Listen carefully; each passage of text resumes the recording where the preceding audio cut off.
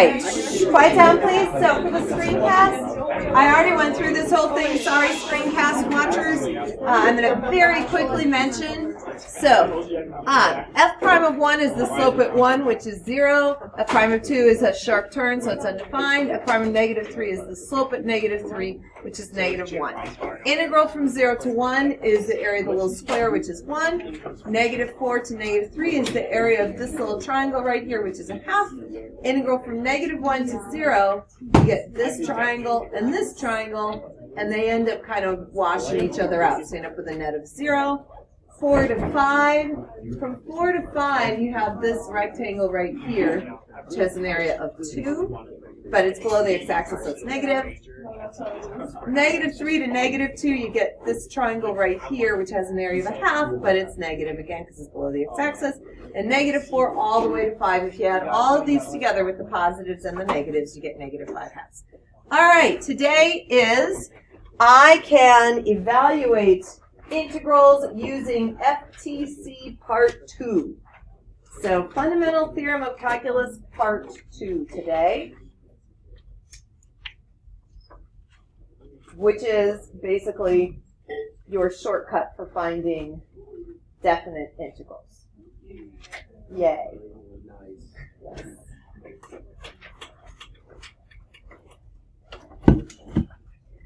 Now, I was going to say after today you don't have to use limits or area anymore, but that's not true because you guys still have that 5-1 quiz, and you haven't learned this yet when you got that quiz, right? So you still need to do all of those the old-fashioned way, right?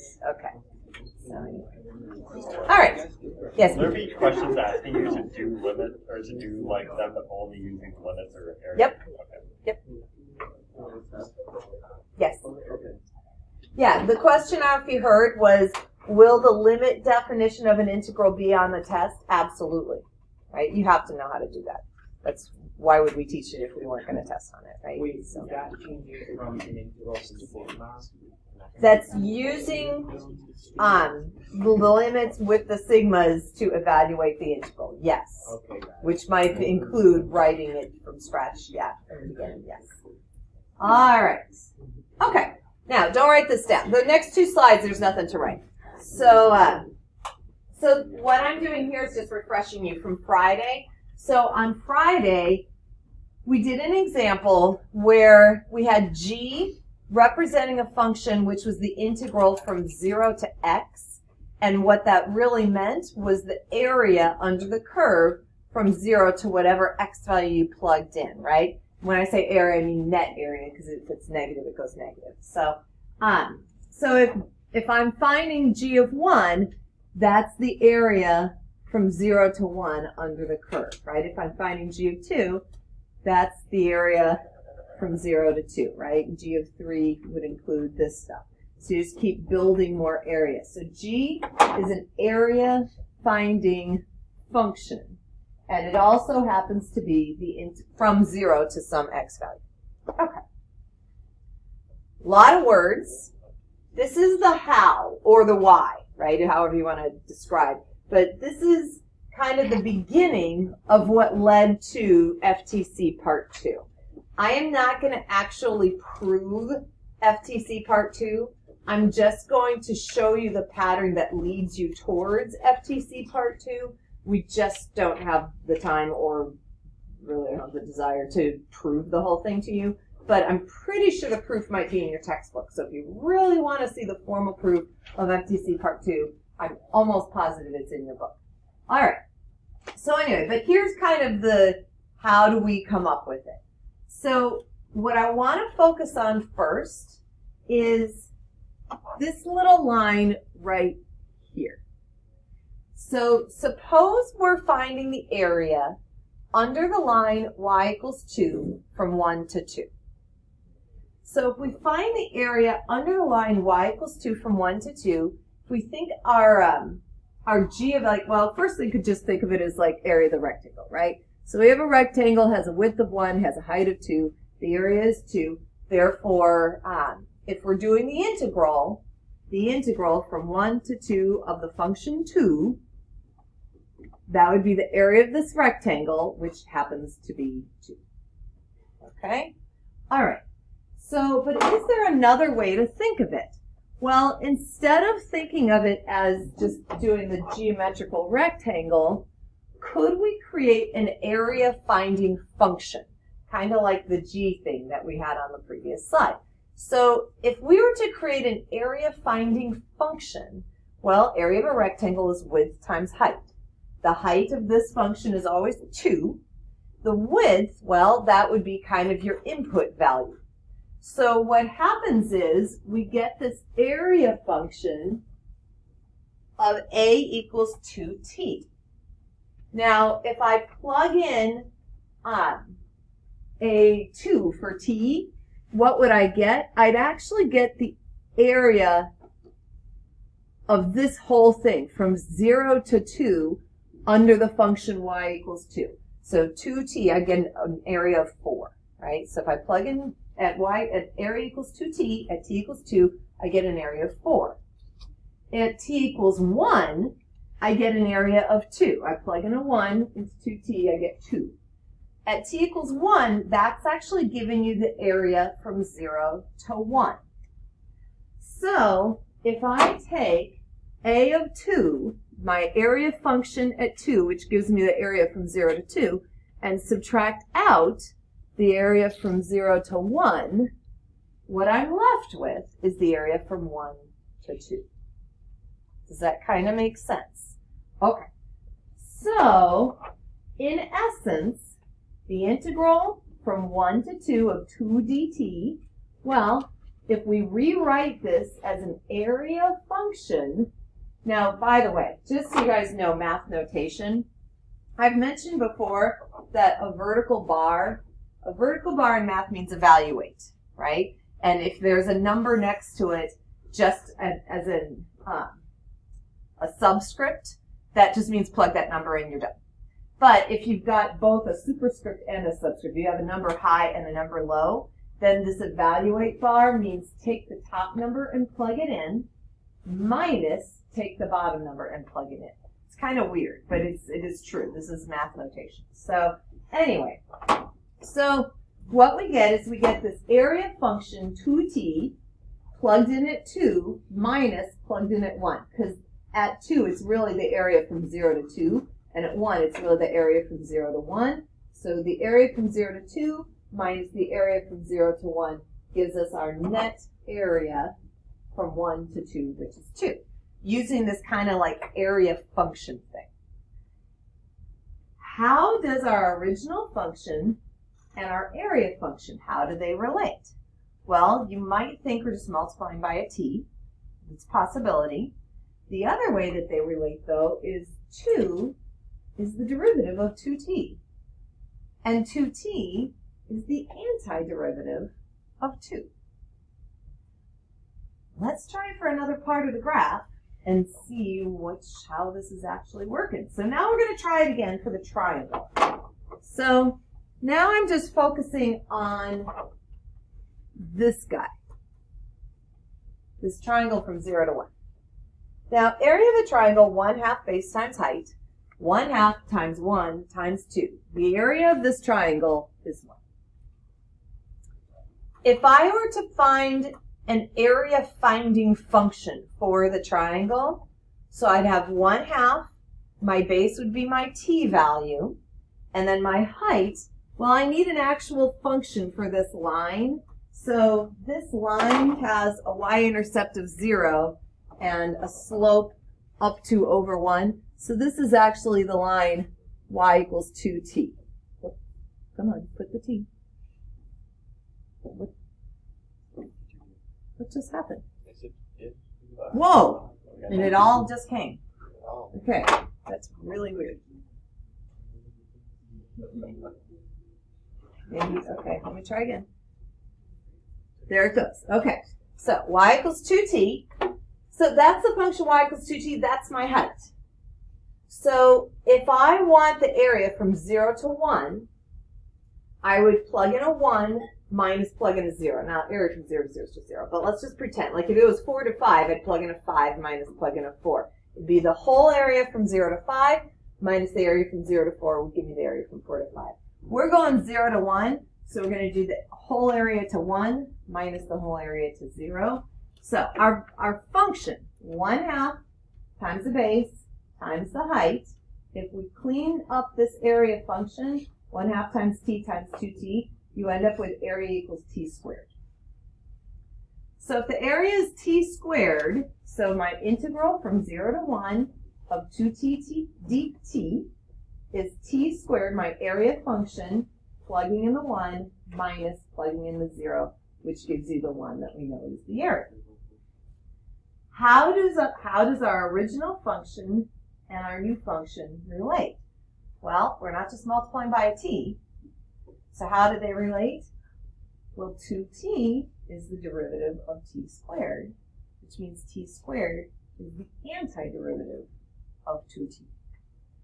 So in general, if you keep applying this and eventually actually write a formal proof for it, what ends up happening is you derive FTC Part 2. This is where you should write.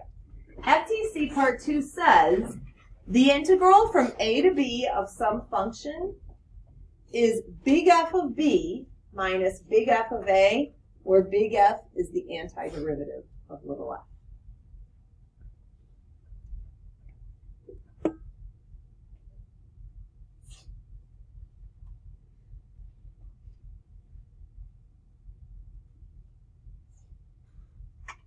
So what does the antiderivative give you? The antiderivative gives you an area finding function from 0 up to some value. It doesn't matter if your limits are positive or positive and negative. It makes no difference. This always works.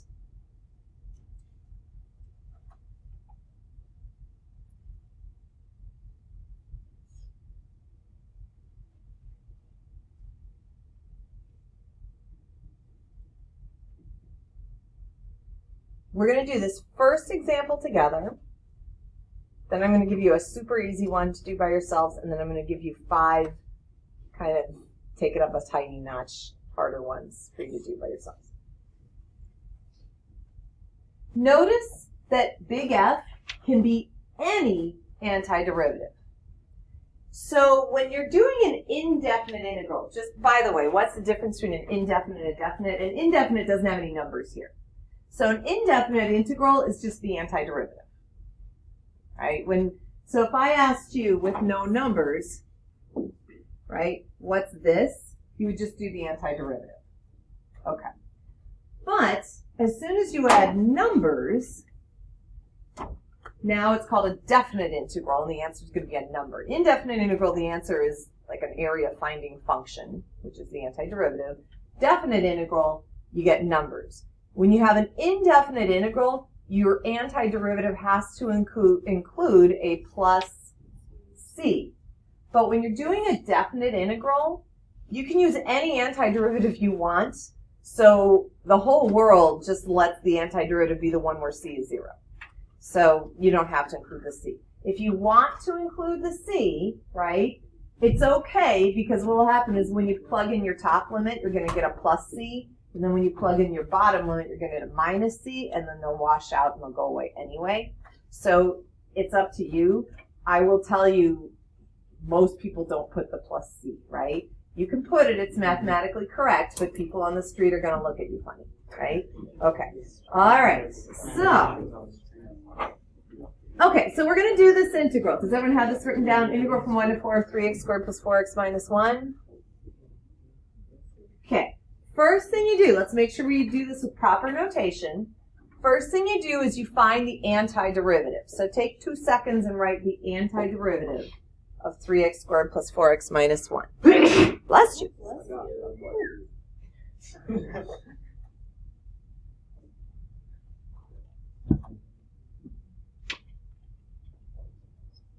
What's the antiderivative of 3x squared? What's the antiderivative of 4x?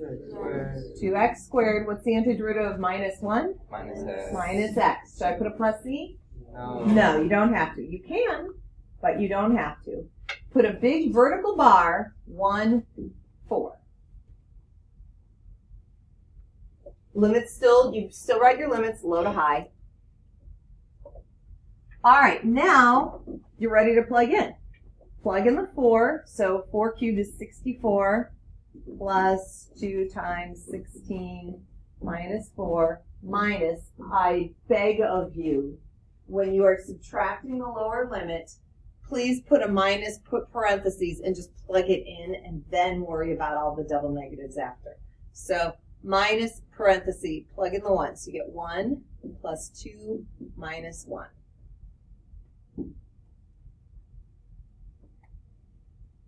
Okay, and then it's just adding all the numbers together. So 64 plus 32 is 96. Minus 4 is 92. Minus 2 is 90. So this integral would be 90.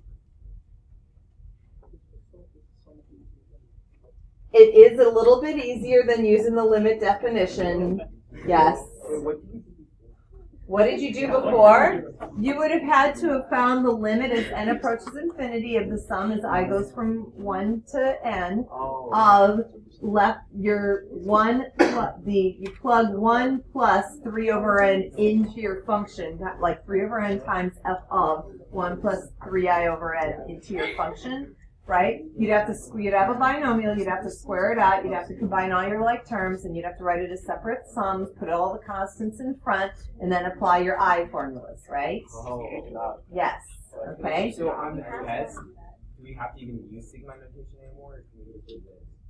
You know that at least one problem we're going to make you use sigma because we taught it, we want to see that you know it. So, use this to check our answers? yes, you could use this to check your answers. That is a good question. Yes. So that's the thing that when I first taught you sigma, remember I mentioned that they've never once asked it. Multiple choice they have. They'll ask like, which of these represents this integral, right? And it's just, can you set it up, but never evaluate the whole thing. But the hint, the word on the street is this could be the year that they ask you to evaluate. So, but we don't know. Yeah. Do we need to solve it, or can we just leave it as that? Oh, okay. So the question was, could we leave it as this unsimplified string of numbers?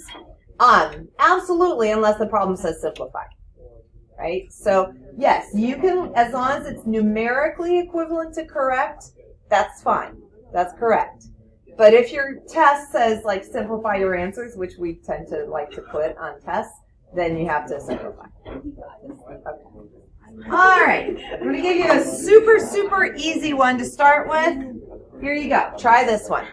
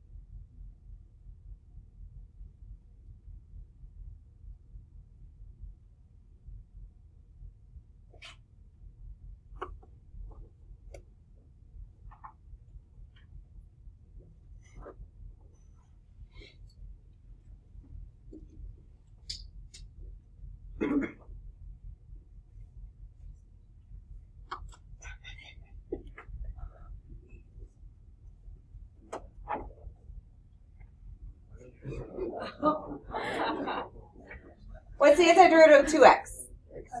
X squared. So you have x squared from -2 to 1. Please make sure you're using good notation. So plug in the 1 minus plug in the -2. And your integral is -3.